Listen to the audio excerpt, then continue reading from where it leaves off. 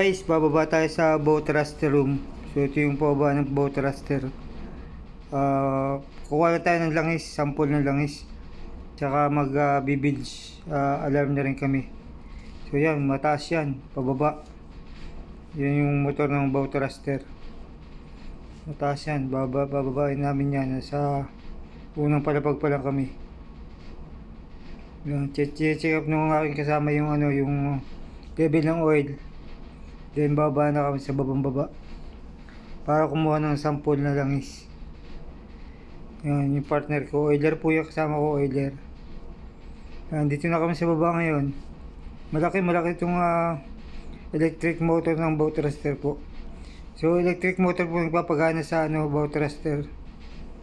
Yan, boat raster. Yung ibang barko dalawa, yung pinanggalingan kong maliit na barko, dalawang boat raster. Dito isa lang, kaso malaki siya. So kumuha na ng sample yung kasama ko.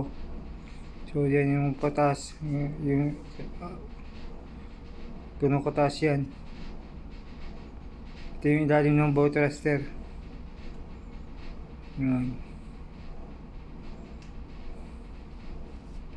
So yan, magtetesting ng bilge alarm dito sa boat raster. So yun lang po. Pagkatapos na, akit na kami. Tapos na.